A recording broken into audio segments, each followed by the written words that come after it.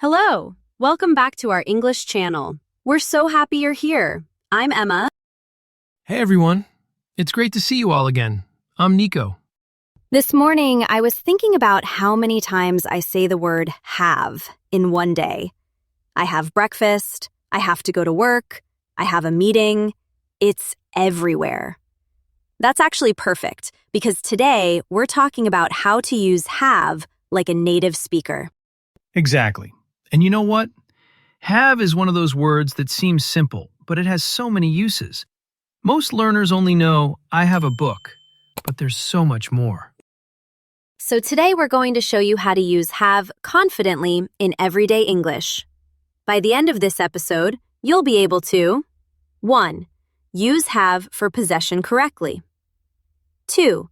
Use have for activities and experiences like a native. 3. Use have to for obligations without hesitation. You'll sound more natural, more fluent, and you'll understand native speakers so much better when they use have. Before we start, I want to ask you something. In the comments below, tell us one thing you have that makes you happy. It could be a pet, a hobby, a favorite book, anything. Yeah, write it in English. We want to see you practicing. For example, I have a guitar that I love playing. And if you're enjoying our podcast, please hit that like button and subscribe. It really helps us create more content for you. All right, let's get started. So, the most basic use of have is to show possession. This means you own something or something belongs to you. The structure is simple. Subject plus have or has plus the object. Okay, but when do we use have and when do we use has? Let me make it clearer. You use have with I, you, we, and they. You use has with he, she, and it. Perfect. So, for example, I have a car. I is the subject, have is the verb, and a car is what I possess. And if we're talking about someone else, we say, she has a car, or he has a car. Exactly. Let me give you more examples. 1. I have 2 sisters. 2. You have a beautiful smile. 3. We have a meeting at 3 p.m. 4. They have 3 children. 5. He has a new job. 6. She has a dog named Max. Ah, I see. So the pattern is clear. Have with I, you, we, they. Has with he, she, it. Right. Now, listeners, can you make a sentence? Think about something you own. Try to say it out loud right now. For example, you might say, I have a smartphone, or I have many books.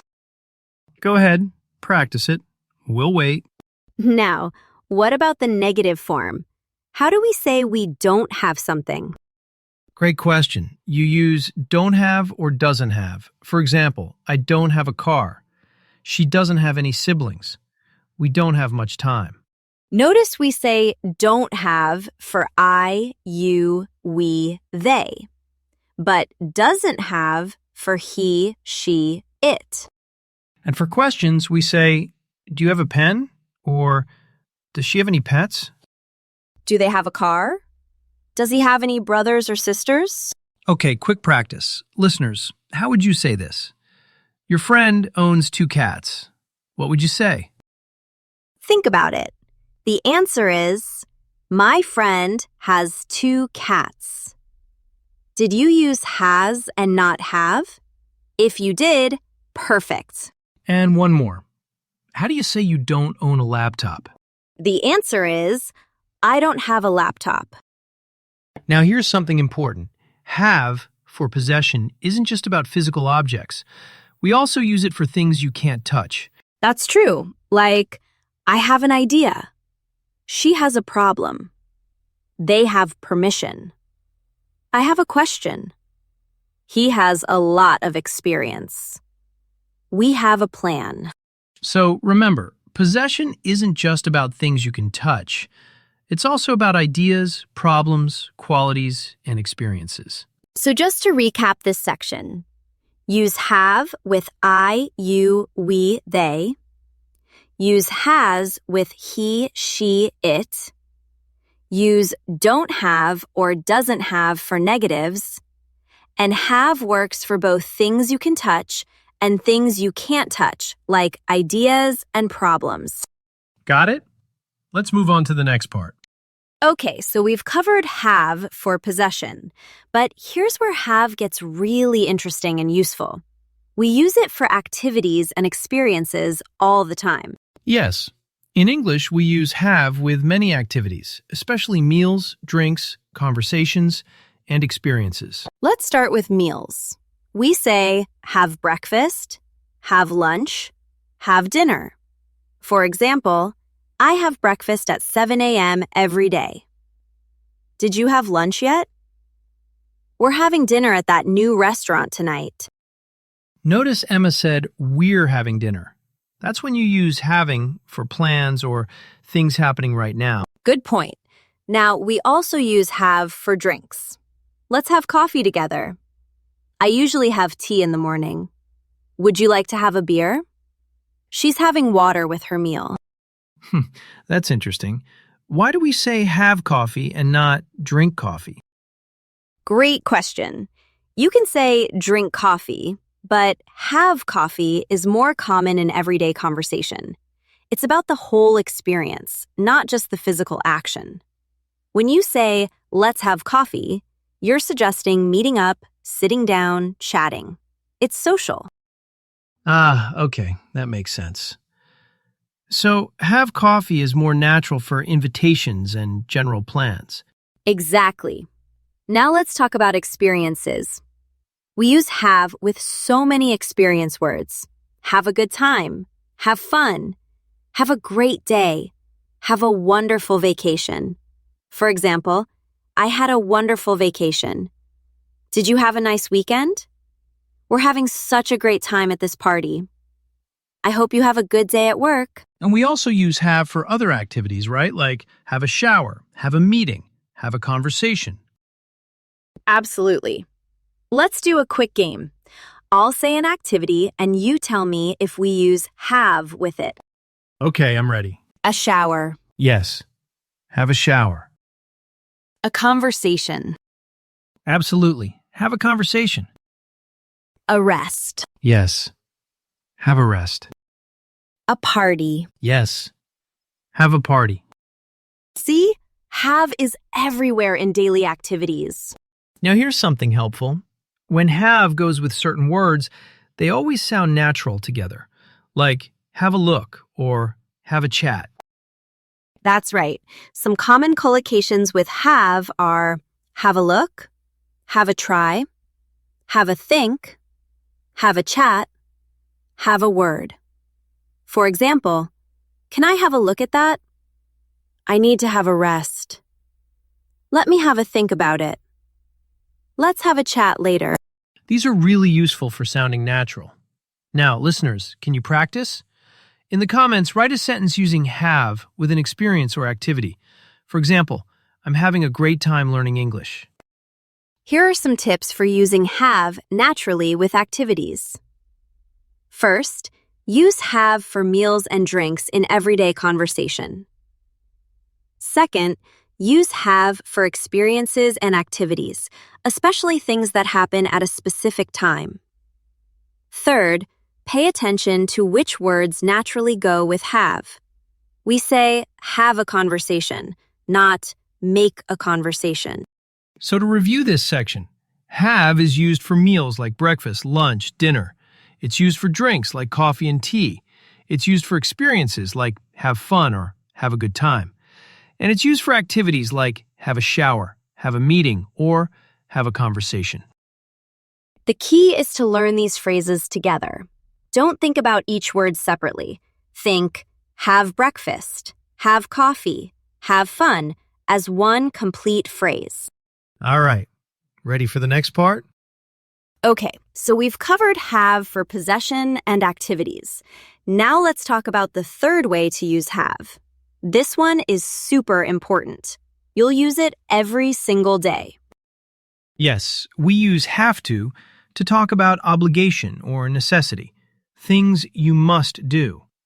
The structure is subject plus have to or has to plus base verb. For example, I have to go to work. This means it's necessary. I must go to work. She has to study for her exam. We have to wake up early tomorrow. They have to finish the project by Friday. So have to means something is necessary or required. It's an obligation. Exactly. Let me give you some real-life examples. I have to pick up my kids from school at 3 p.m. I have to pay my rent by the 1st of the month. She has to take her medicine twice a day. We have to submit this report tomorrow. And for negatives, we say don't have to or doesn't have to. But here's something important. Don't have to means not necessary, not forbidden. That's a really good point. You don't have to come means it's not necessary, but you can if you want. It's optional. For example, you don't have to bring food to the party means bringing food is optional, not required. Right. And for questions, we say, do I have to or does she have to? For example, do I have to wear a suit? Does he have to work on weekends? Let's practice. Imagine you're talking to a friend. Your friend asks if you can meet tonight, but you can't because you need to help your mom. What do you say? Think about it. You could say, sorry, I can't. I have to help my mom tonight. Perfect. Now, listeners, say this out loud. I have to practice English every day. Come on, say it. I have to practice English every day. How does that sound? Good. Now here's something useful. In casual speech, have to often sounds like have to. I have to go, instead of I have to go. This is very common in fast natural speech. When you're learning, it's okay to say have to clearly. Just be aware that when you listen to native speakers, have to is what you'll hear. So remember, have to is for obligation and necessity. Use have to with I, you, we, they. Use has to with he, she, it. And don't have to means not necessary, not forbidden. Got it? Let's move on to common mistakes. All right, now let's talk about common mistakes. And honestly, everyone makes them when they're learning. So let's go through the most common mistakes we hear from learners. Mistake number 1, forgetting to use has with he, she, it. This is so common. Students say, she have a car instead of she has a car, or he have to go instead of he has to go. Remember, I, you, we, they have. He, she, it has. Incorrect. My brother have a new job. Correct. My brother has a new job. Mistake number 2, using have when you should use be for age. Students say, I have 25 years old instead of I am 25 years old. In English, we use be for age, not have. Incorrect. I have 30 years. Correct. I am 30 years old. For feelings and temperatures, we also use be, not have. I am hot. I am cold. I am hungry. I am thirsty. But wait, you can say, I have a cold. That means you're sick. So I have a cold means I'm sick. I am cold means I feel cold temperature. English is tricky. Mistake number 3, confusing don't have to and must not. Students sometimes say, I don't have to smoke here, when they mean I must not smoke here. Remember, don't have to means not necessary. Must not means forbidden. Incorrect. You don't have to park here if parking is forbidden. Correct. You must not park here, or you can't park here. Don't have to would mean parking is optional, not that it's forbidden. Mistake number 4, saying in my city has instead of there is. Students say in my town has a big park instead of In my town, there is a big park. The rule is, if you're talking about a place and what exists there, use there is or there are. Incorrect. In my street has a supermarket. Correct. On my street, there is a supermarket. But you can say, my school has many students, because the school possesses or contains the students.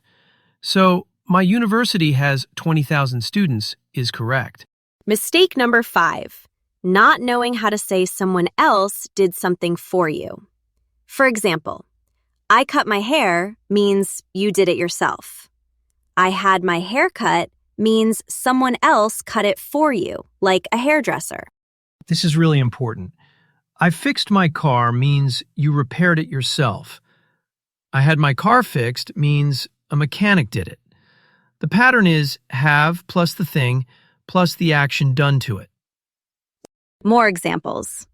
I had my house painted means someone painted it for me. She had her photo taken means someone took her photo. We had our car washed means someone washed it for us. Okay, quick practice. Fix this sentence. My sister have a beautiful house.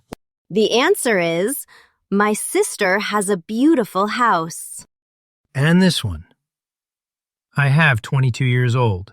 The answer is, I am 22 years old. If you got those right, you're doing fantastic.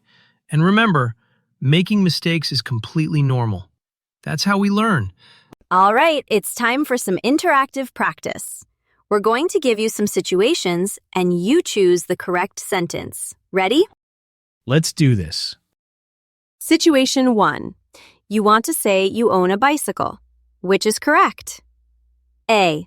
I have a bicycle. B. I am a bicycle.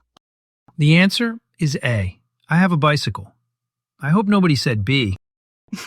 Situation 2. Your friend Emma needs to attend a meeting.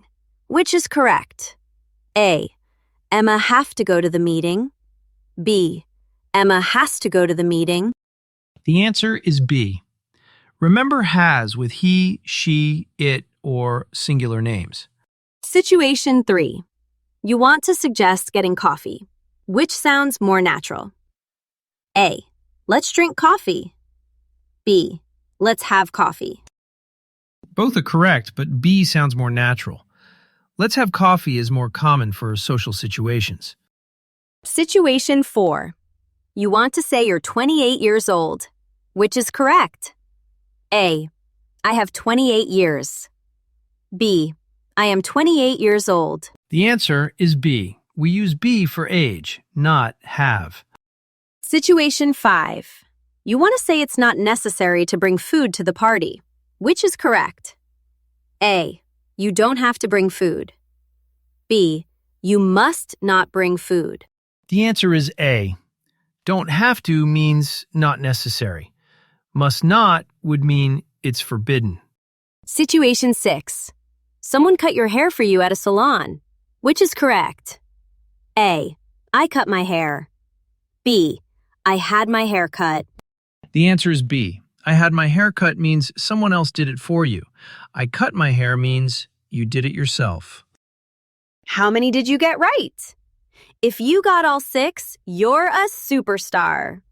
If you got 4 or 5, that's still excellent. And if you got fewer, don't worry. Just listen again and practice. That's the beauty of podcasts. Now, here's a challenge. Can you create your own sentence using have in one of the ways we talked today? Say it out loud right now. Don't be shy. You could say something like, I have a dog. I'm having dinner. Or, I have to study tonight. The more you practice, the more natural it becomes. Wow, we covered so much today. I know. Have is such a big topic, but you did great. Let's do a quick recap of everything we learned. First, we learned have for possession and ownership. I have a car. She has a house. They have 3 kids. Second, we learned have for experiences and activities. Have breakfast, have coffee, have a good time, have a meeting, have a conversation. Third, we learned have to for obligation and necessity. I have to go to work. She has to study. We have to leave early. We also covered common mistakes like using have instead of be for age, confusing has and have, and how to say when someone else does something for you. And we did practice together to make sure you really understood. You should feel really proud of yourself for making it through this episode. Learning English takes time and effort, and you're doing it. You're here. You're learning. You're improving. So let me ask you, what's one way you're going to use have this week? Maybe you'll tell someone about something you have, or invite a friend to have coffee, or talk about something you have to do. Whatever it is, write it in the comments. We read them, and we love hearing from you. And if this episode helped you, please give us a like. It really makes a difference.